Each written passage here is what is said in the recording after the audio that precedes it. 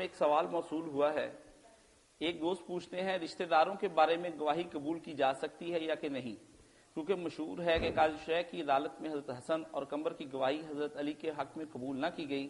کیا اس طرح حضرت حسن اور قمر کو معاذ اللہ جھوٹا سمجھا جائے گا، جبکہ بعض معاملات میں صرف رشتہ داری ہی اصل بات جانتے ہیں؟ حقیقت کیا ہے؟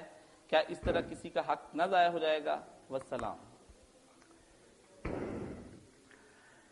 یہ واقعہ جو مشہور ہے نا کہ حضرت علی رضی اللہ عنہ کے حق میں ان کے غلام نے گواہی دی اور بیٹے نے دی تو قاضی شرح نے اعتراض کر دیا کہ ایک غلام ہے آپ کا اور ایک بیٹا، کوئی غیر جانبدار گواہ ہونا چاہیے. یہ واقعہ بذات خود صحیح نہیں، اس کی سند نہیں درست.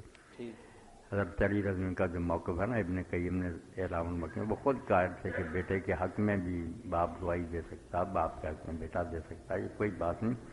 ہونا یہ چاہیے کہ اس پر کوئی تہمت نہ ہو، کوئی ثابت نہ کر دے دوسرا فریق کہ جھوٹ بولتا ہے یا اس کا کوئی ایسی بات نہ ہو کہ کبھی اس نے غلط بیان نہیں کی ہو. ورنہ یہ اولاد ہونا یا رشتہ دار ہونا کوئی جرم نہیں. اس پر پوری فصل لکھی ہے انہوں نے، اعلام الموقعین، بہت زبردست کتاب ہے، 4 جلدوں میں. یہی لکھا کہ گواہی کسی کی بھی ہو بس وہ معتبر اور سچا آدمی ہونا چاہیے. اگر فریق مخالف ثابت کر دے تو بیگانہ بھی اگر ہو اس کے بارے میں پتہ چلے جھوٹ بولتا تو رد ہو جائے. گواہی کے قبول ہونے نہ ہونے کی یہ بنیاد جو نا قرابت یا بیگانگی نہیں، یہ ہے کہ سچا دیانتدار آدمی. واقعہ نہیں ٹھیک ہی.